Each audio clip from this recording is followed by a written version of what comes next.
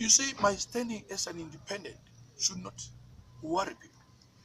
The Honorable Regan Okumu, the MP of Arua County in Gulu District, is the Vice President of FDC in charge of Northern Uganda. He's an independent member of Parliament. He serves FDC. We have the Honorable Gerald Karuhanga, an independent member of Parliament representing Nchungamu municipality. And he works for and is a member of FDC.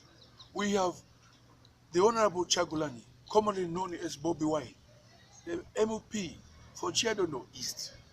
He's an independent member of Parliament, but he works for FDC. So, my contest as an independent member of Parliament, as it were, in this race, should not in any way shed doubt in the minds of the people, those especially who know me. So, I am a founder member of FDC. I'm a card-bearing member. I am a member of NEC. I am still in FDC. Chokoro, the senior party member, sits with me. The councillors are all with me. Councillor Naita Sarah, who is the vice chair of the Women League in the district, sits with me. Then we have people like Councillor Zaitun, she's with me. Then we have councillors like Ogorondo, Madame Ogorondo, she's with me, and very many others. They are all with me. Therefore, including the chairman UPC, Arua district, he is with me. So really, it is not about one. It is about who can effectively represent the people of Arua district, Arua municipality, and it talks for West Nile in general in that August House. And immediately after this, I will want to open my phone for you to see the invitation which was sent to me for next meeting yesterday, which I did not go to because of the campaign expectations on me. Thank you very much, Honorable, for that clearance. From your explanation, I could tell that the FDC leadership has acted out of the FDC constitution. Absolutely. And for a long time, we have been looking towards the FDC party to possibly at some point in time take over this government. So what would we expect as the people in Uganda if FDC can from now break their constitution at will? How will they therefore lead us in the long run, in the future? Do you think there is still hope in the FDC? First of all, I'm not the spokesperson for FDC. The spokesperson for FDC is the Honorable Ibrahim Nganda, the MP of Kira municipality. He is deputized by the Honorable Paul Mwiru, the MP of Jinja municipality East. But as a senior member of the party, I can certainly tell you that this is nothing but a storm in a cup of tea.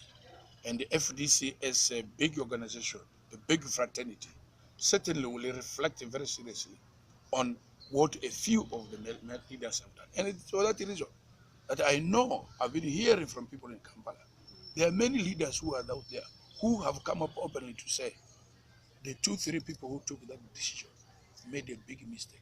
They should have consulted them first.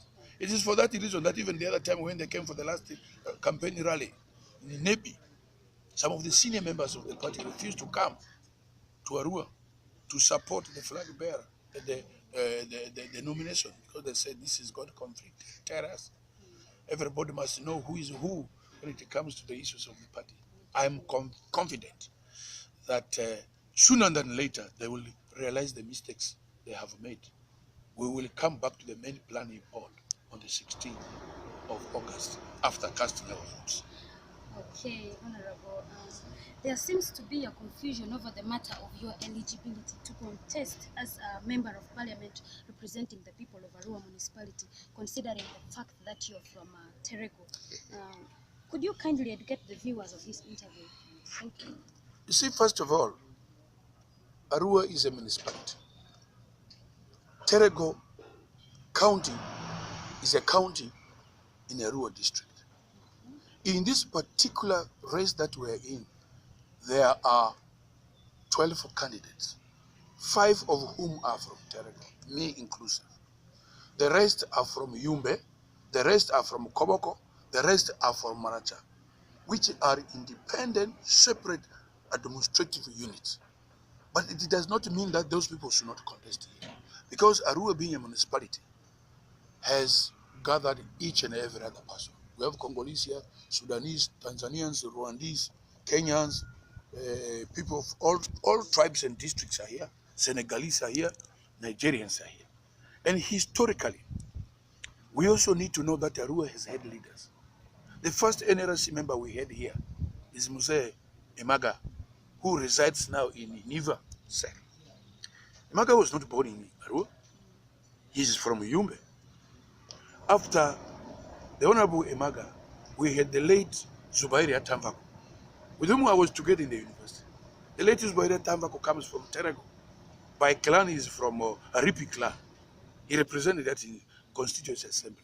After him, we had the late Dr. Jorom Ajieni Jumabuti.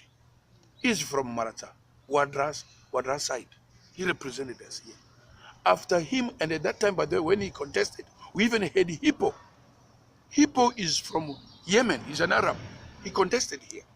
Then after Dr. Deleti Ajeni, we had Nasur Ukuti, with whom I worked in the 7th Parliament. He's not a born of Arua. He's from Yumbe. After Honorable Kuti, we had the Honorable Godi Akbar Hussein, for whom I vigorously campaigned in the Arua municipality to take him to Parliament, who under right now is being incarcerated in prison. Then after that, of course, he's not a born of Arua, he's from Yumbe. After him, we had the Honorable Ejida Gabriel, who is a born of Ajono Parish from Vura. And after that, we had the late Colonel Ibrahim Briga, who is a born of Rhinoke.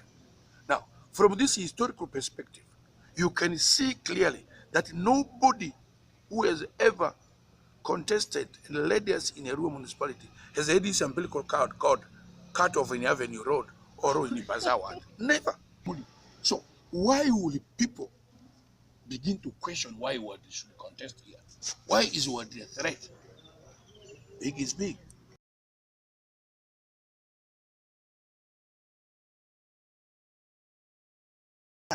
I do business here in Arua municipality. I run 2 businesses here. One on Dukale, everybody knows. One in a New Lane, the old bus park. I have my residence, my own buildings too. One building is on Awitale Close, in Anafiu here, behind Anafiu Primary School. The tiled building there is mine. You go to Mvara, I have a building there. So what more do they have to prove?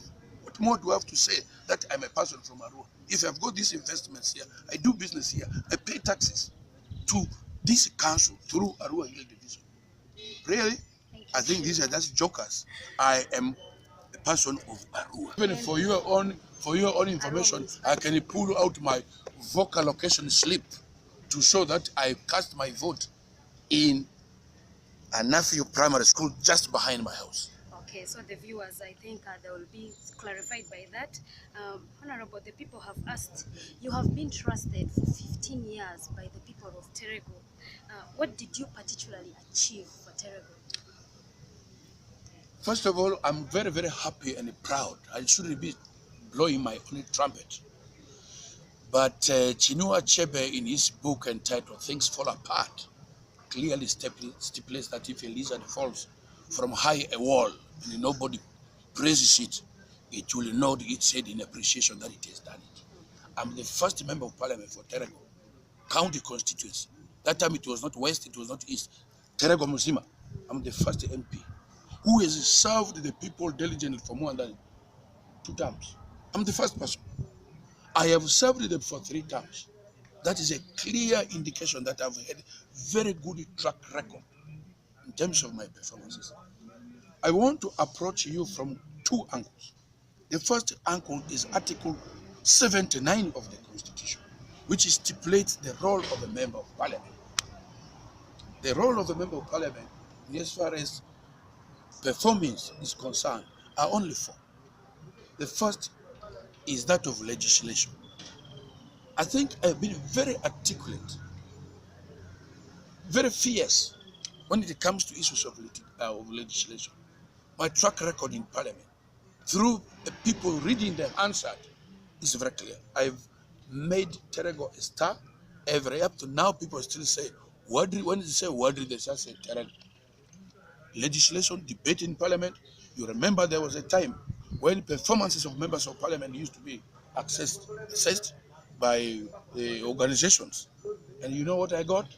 98%. I have the booklets. You have seen the booklets. It is in the parliamentary library. So if my performance as a member of parliament is 98%, what more do I have to put on the table? Because I was assessed like any other member of parliament. I represented my people of Terego very, very effectively. The person who removed me from parliament announced himself. And that is none other than President Museveni. He said, you people, you always say I'm a bad man. If I was a bad man, I would have killed this man, Hon Wadri. Now, going back to Terego, because of my lobbying capacity, I lobbied and obtained 5 pipe water systems for the people of Terego under Northwest Small Agriculture Holders Project, which we successfully lobbied for the people of Terego. Kubala Market was constructed. There's a pipe water system there. Umugo has a pipe water system. Katini, Uriajini, Wandi, Yole, there's a pipe water system there. Yoro, there is a pipe water system there. Those are all efforts of effective lobbying. There was also the program of, why did I say this? I'm a member of the opposition. I was able to lobby the 5. How about Vura? Vura has had all its members of parliament from 1986. NRC. They have all been ministers. We have had the Dr. Eric Adriko. He was a prime minister, representing Vura. We had the late Androle Uzu, minister, state minister for transport from Vura. We had Simon Ejua, state minister for transport from Vura. We had Dr. Sam Okunji, my OB. It was NRM, leaning independent. We now have Ajeda, Dr. Ajeda, Gabriel, back in Vura, state minister, NRM. Does Vura have any pipe water system? 0. Yumbe has been voting NRM throughout. They have one water system. Koboko NRM throughout. They have one water system. Marata has 2. One in Nyadri, another one in Simbili. I'm making mention of this for the doubting Thomases out there to judge. World Bank, classroom and laboratory construction project. I successfully lobbied for this project to reach 5 schools in Terego. Rio Senior Secondary School got that project. It was mismanaged. They never completed it. Uriajini Senior Secondary School, they got it. They completed it. Arua Senior Secondary School, even if you go there right now, the building is at a whole bridge level, a whole plate level. They got it. What Senior Secondary School got it, they completed. Utuambari Senior Secondary School, they got it and completed it. Yumbe, which has been voting NRM, got to 0. Maracha got to 2. Vura got to 2. So challenge yourself in your head. How come this man from opposition is able to get all this service? I know where to lobby. I know how things come to parliament. And my veracity in terms of articulating issues on the floor of the house gives me this advantage, leverage. Again, there was this other project, World Bank, renovation and construction of primary schools. I effectively lobbied, single-handedly, got 9 for Arua district. Out of the 9, I became selfish. I took 5. I said I went hunting alone. It is the thorns that pricked my feet. I'm taking 5. I took 5 to Terego. And unfortunately, at the time now of implementing is when the powers that be removed me. And some of the money has been diverted. In May, you saw the first lady here, the Minister of Education. She came here to commission one of the schools in Vura. We should have had how many? 5 in Terego. You know, when in a house, if the pushcart is not there, the rats come to the dining table. So in my absence, some of that money was diverted. So some of these things might not even now take place. You go to Terego on Enyao River at Imvepi, There is a modern bridge only second to Pakwach in the whole of West Nile. I lobbied for that bridge with the support of the German government through Minister of Local Government. The bridge is there. Even the blind can see, because when you touch it, then you will know that yes, there is a bridge here. So I have done what I could for the people of Terego. I have done this. And therefore, for anybody to say, well, he did nothing, put me on the weighing scale with those other constituencies, assess. And at a personal level, go to any religious institution in Terego. So really, if anybody is to doubt me, it should be because you hate me, not that I don't have the capacity and the ability. Right now, how many people are crying for me in the parliament? Even 2016, from June to September, UNDP contracted me as a consultant to go and teach, to go and train MPs on the committee work. If I was that useless, will I really, among former MPs, will I be engaged by the Parliamentary Commission to go and give my brain? So it is the lobbying capacity, not the party you belong to, No, that actually wins development? Not at all, because I've been all along and I'm still in opposition. If it was about the parties, then I've told you, why did you may not get some of these things? Why did you not get it? Because all along they are NRMs anyway. But how come me from the opposition, I was able to lobby for some of these things? I asked that particularly because there was that propaganda that as a member of parliament in the opposition, it is government does not give you priority when it comes to dividing developmental projects. But I have proved them wrong. Explanation. Yeah.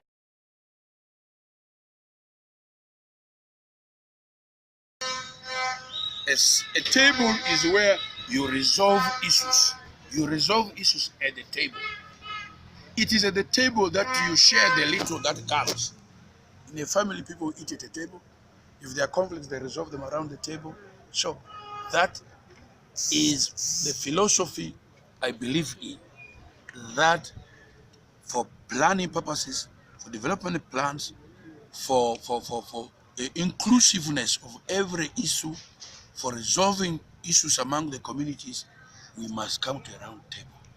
Arua is a cosmopolitan area with different tribes, different nationalities, different religions, different financial muscles. There are those who are poor, there are those who are middle class, there are those who are affluent in terms of resources, there are the working class, there are those I will develop together with them the idea that my people of Arua municipality have sent me to say this to government. That is the philosophy.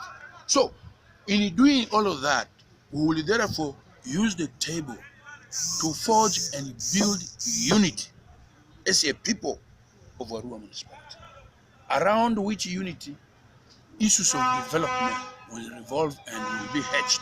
That's why I chose the table as my symbol. Indeed, it is very symbolic. Another concern is that, according to our observation, the major problems facing the West Nile Arua municipality inclusive seem to be youth unemployment being major, and then unstable electricity. Established a factory here in Arua, but today this factory is history. The equipment were removed and were transported to Kampala, and the factory now is established and is working in Nansana.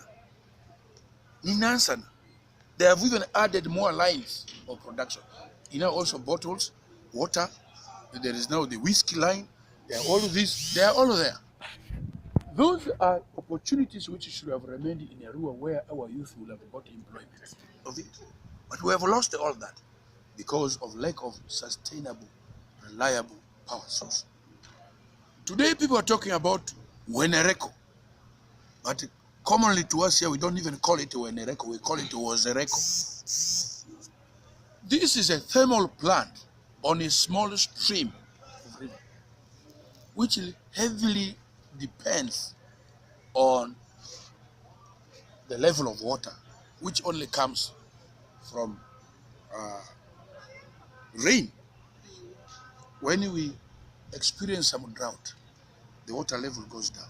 And once the water level goes down, even generation of electricity becomes an issue. So My first target, and as we had ever done before, because before I left the parliament, we secured a loan for construction of power line from Kamudin Corner to Pakwach, so that West Nile is connected to the main grid through the provision of a step-up transformer at Kamudin Corner, so that we will know if there's no power here, then other people are also suffering like us, because that power is all coming from Ginger.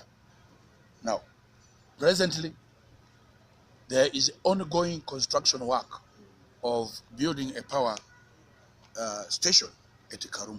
Those of you who travel to Kampala, and unfortunately, right now, as you head to Kampala, on your left-hand side, you see high-tension evacuation lines being constructed from Kampala. And where is it heading to? Kampala. From Karuma heading to Kampala. Not in our direction. So the challenge I keep asking myself, the NRM government is like a careless mother who does not care about her children. Where her children are suffering with food shortage, she has the little food.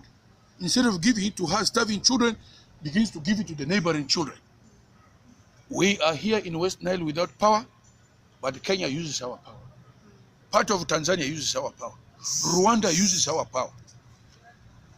Congo, DRC uses our power. Even as I talk now, if you go to Elegu, the border post, the power line has crossed from here to South Sudan. The question now is West Nile part of Uganda? Are we taxpayers to this country? Are we justifiably being asked to pay taxes so that we service these loans when we are not getting the service? That is my first battle line. To unite, work hand in hand with the other members of parliament from this region, to ensure that we exert pressure on the government to connect West Nile to the main grid. As I talk now, Adjumani is on the main grid. They have tapped the power from Atiak. They are not disadvantaged like us. But if we succeeded in this, then power will be here in Pakwach, it will be in Nebi, it will be Zombo, it will be in Arua, it will be in Maracha, it will be in Koboko, it will be in Yumbe. So all of these districts will be connected. And then you will see how the people of West Nile work. The second problem which you have rightly raised is that of youth unemployment. Statistically, the youth constitute about 70% of the Ugandan population. Those from birth up to the age of 35, they constitute 70%. This is a formidable number that we should not lose sight of. Many of our youth here got involved in this informal employment of border riding in Juba. But in December 2013, when the war broke up in Juba, all of them ran back to Uganda. And when they came to Uganda, they got themselves caught up in running battles with the police. The field force unit has been disrupting their business, arresting them, getting their motorcycles. Revenue Authority has been removing their motorcycles. You saw what happened in April, in Yumbe, where even lives were lost in things that should have been handled, civilly. But the bullets went from guns that we have bought ourselves as taxpayers, uniforms that were bought and given to police. People were killed there. In Kampala, when you go, you see people driving luxurious vehicles. They drive those vehicles on debts from Revenue Authority. I know of instances where Revenue Authority goes into an agreement with a person who cannot pay the taxes for registration of a vehicle at once. They say, okay, we will register your vehicle, we'll give you a number plate, but we will retain your logbook.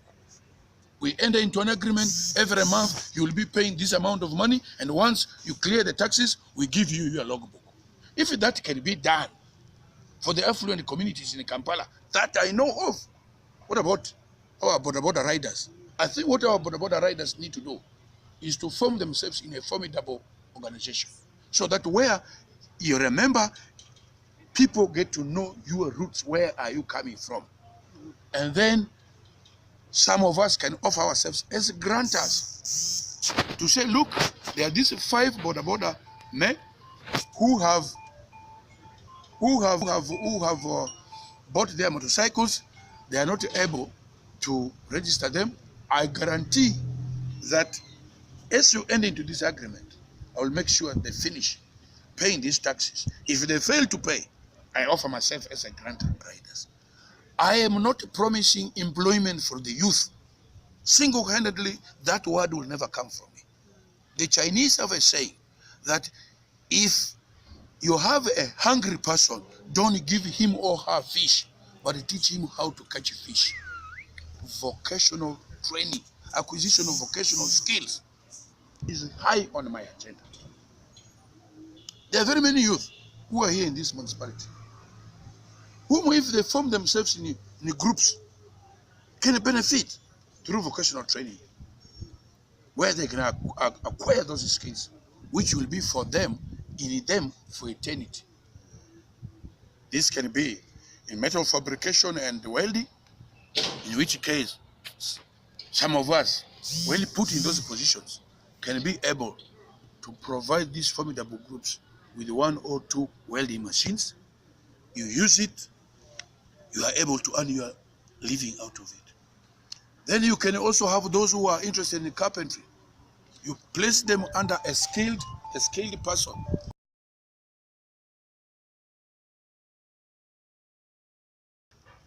I'm a member of the business community. I'm a businessman myself here in Arua. We have challenges of high taxes. We have challenges of government favoring foreigners at the expense of our own nationals. You find people here having tax holidays. They come here as investors and they begin to compete with us, even in selling groundnuts and crisps in shops and in the streets. So real, what kind of investors? Do you need to come from Beijing? Do you need to come from Guangzhou? Do you need to come from UK? Do you need to come from New Delhi? Do you need to come all the way from Gujarat in order to come and sell groundnuts here, when our only people, men and women, can do that business, and you are regarded as an investor at our expense? Those are issues of concern that I will continuously bring to the attention of government, so that we are also given leverage as the locals to do business, so that we are not beaten out of competition. Those are a few of the things. Women groups, persons with disability, they are all included in my manifesto. Thank you very much, Honorable, for that detailed explanation. I think if you are a voter out there and you're listening to this, then you will know where to put a mark of tick or your thumbprint. Considering the issues of health in this region, Honorable, we have seen that Arua has a very big problem because you and me know that a healthy population is a productive one.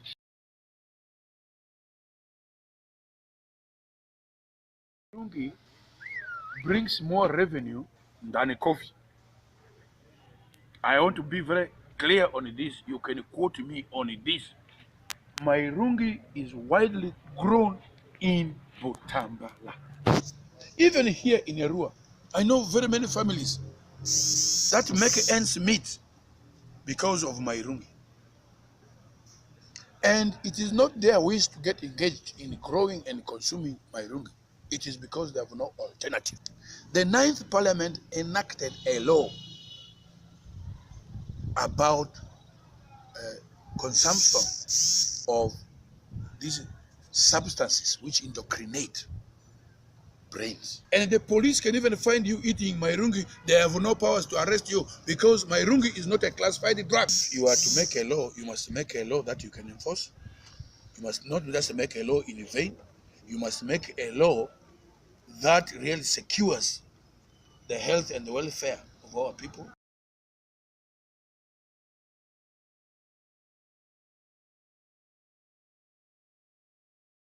Those responsibilities which were bestowed upon me, I never ever spend more than a month without coming to work. It's all about scheduling your activities. When I was a member of AfroPark, we knew how many times we will meet, and we will know which capital we are going to meet in. When I was a chairman of Ear Park, we will know which capital we will go to meet in. By the way, my responsibility even gave us an added advantage. I want to tell you now.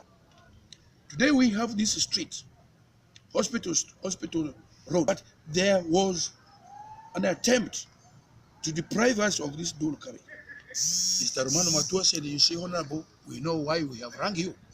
You are all members of parliament, but you have got different capacities. I've mentioned the name of Mr. Matua Romano as my witness. Go and ask him wherever he is. Arua is for all of us.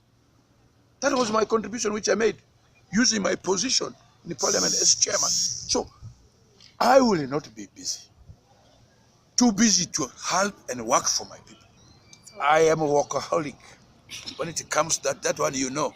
That is the reason why when Professor Sibambi was the prime minister, he proudly used to call me as a Dr. Wadri. On the issues of governance where parliament was stuck, he will stand up and say, Dr. Wadri, can you advise the parliament? Can you advise us what to do in this position? And selflessly, although working in the opposition, I will give my ideas to government, because when I go out, I'm in Uganda. If I have my only problems with the NRM government, because I'm from FDC, we sort it out here in Kampala, not out there. Because when I go out, I am a Ugandan first and foremost, and I don't want a situation where we go to wash our dirty linen in public out there. We must wash it here in Uganda. I believe the people of Arua municipality have had that assurance that you will not be busy. Honorable, you have been accused of using the FDC party sign. Can you defend yourself? Let me tell you, these are people who do not know FDC. I'm a founder member of this. The symbol of FDC is the key. And in 2000, when we were forming FDC, the symbol of the key was proposed by the late Dr. Okule Park, the then MP of Oyamo South, who was a member of UPC. And I don't think those who really are accusing me falsely know that.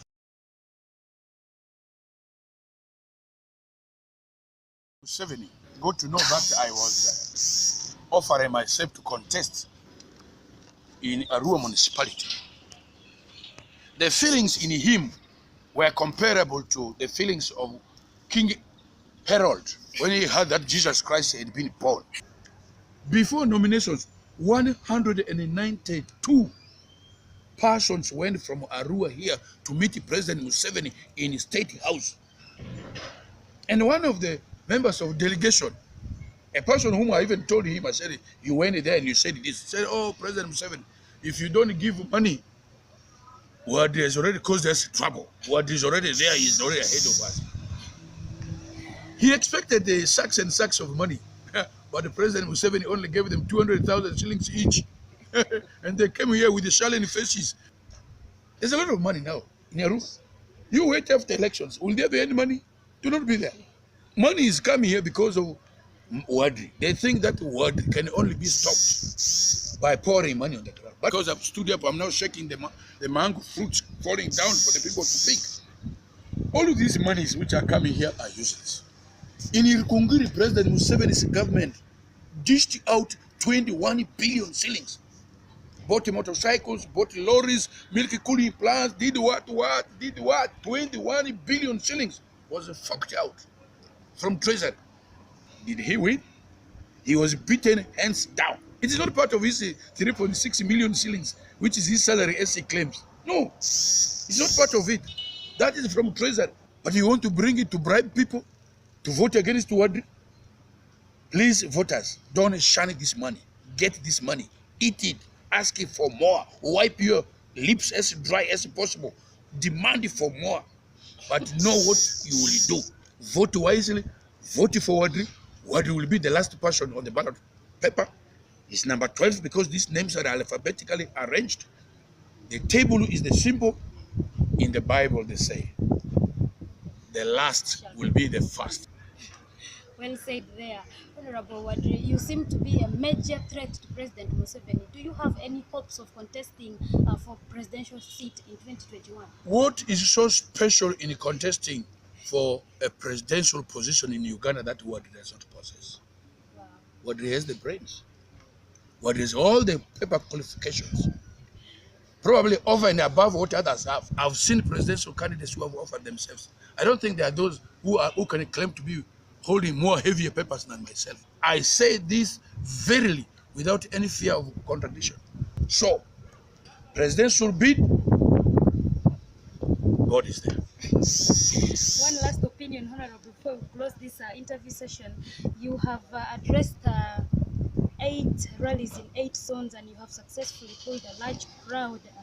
And do you see a success by your own assessment?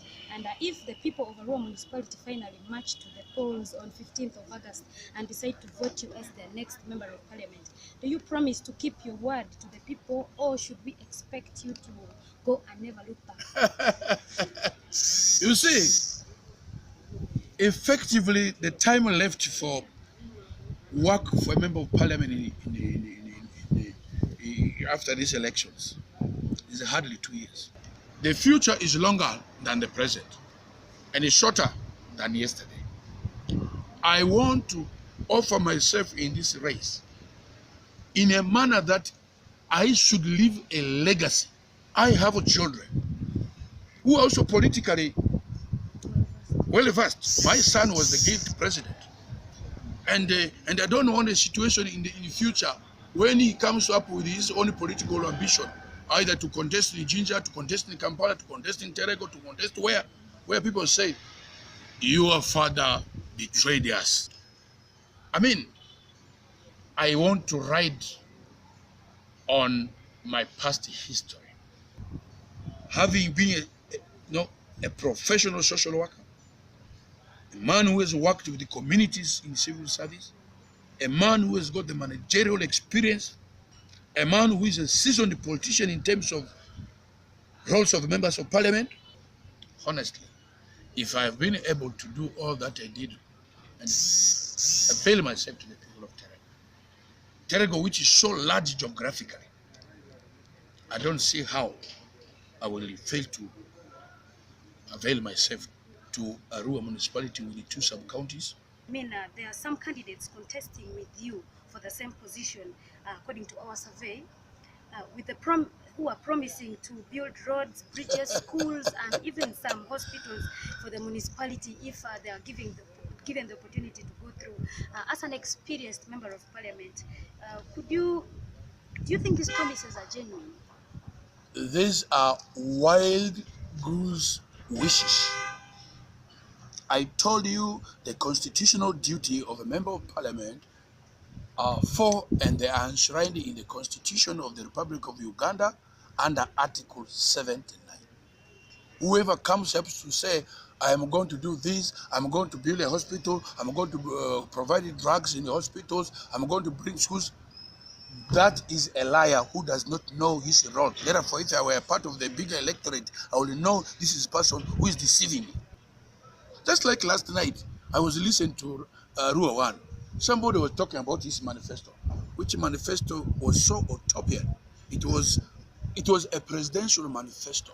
In the past, there were other politicians who came here and they rode on such very fallacious utterances that they were going to draw water from Rhino Camp, bring it to Arua municipality. They were going to draw water from Olewa, from Terego, and they bring it. 5 years, did they do anything? I want to give this free advice, as I've ever done before, to tell them that let them not take voters for a ride. No member of parliament has the resources and the capacity to do those sort of things. These are functions of the executive. Not even President Museveni has the money that he earns, that he can construct a kilometer of road. No, not from his salary of 3.6 million shillings. No, he cannot. So a member of parliament can only lobby. You are not a member of the executive. So let people get to know these things clear. These are liars taking voters for a ride. A clear indication that they don't know the work ahead of them in the parliament. If I were the voters, I would not even waste my time giving a vote for such a candidate. In all my rallies, you have heard me answer questions. where people come and say, if they take away our motorcycle, will you come and recover them? If they put me in prison, will you come and remove us? I said, no. If you have broken the law, I will not come. I will not come. Because I want to show a difference to people that I'm that genuine and truthful a person. That was because of electioneering process. People will always say, I will come and pull you out of prison. Why? Do I have the powers? How can I be a lawmaker and at the same time condone criminality? People were telling me, we have built our houses near the river and the neighbor is coming to remove us. They asked me this question now twice. I said, I will not. I'm part of the people who enacted that law. I cannot be the one who made the law and at the same time come to break it. People will notice the difference between sincerity and the politics of maturity that I bring into this municipality, vis-a-vis those who just want to come and play in the simple minds of voters, promising heaven on the earth, when you know very well that you can never bring God's kingdom on the earth. No. Thank you very much, Honorable, for taking up this interview. I wish you all the best come 15th of August, 2022. It is my pleasure that I've had this opportunity amidst my tight schedule to share my vision, to share what I have up my sleeves for the people of Arua municipality. My appeal to the people of Arua municipality, please don't lose your direction. Stand for the truth. Stand for sincerity and openness. Do not vote people because they are poor, they use sacks and sacks of money. That is not their personal money. That is money being generated from your own sweat through the taxpayers' contributions. Vote wisely. Do not vote in a manner that where you are enthused and that you will begin to regret immediately after you cast your vote. Number two, I urge you voters, those of you who have not collected their voter location slips, go and collect these slips. That is your shield, that is your spear, that is your gun in the electioneering battle. Without that, it's comparable to you going to the front line of a war without a gun. It's like you going to a hunting ground without a bow and arrow. What will you use to kill an animal? What will you use to defend yourself? Get your voter location slip so that you know where you are going. Number two, I appeal to you. There are a number of people masquerading, writing down your national ID numbers and giving you money. There are those who have been giving you 10,000. In one place, they gave even a person 50,000. There are those who have been given 5,000. Please hold on to your national ID, because the moment you give out your number to be copied by these fraudsters, they are going to use it against you. They will use it to disenfranchise you from the voters register. That is another high scheme that they are doing. I know a number of people are going to have their names missing because of the scheme that is being done. Make sure you have that thing on you. To our ex-service personnel,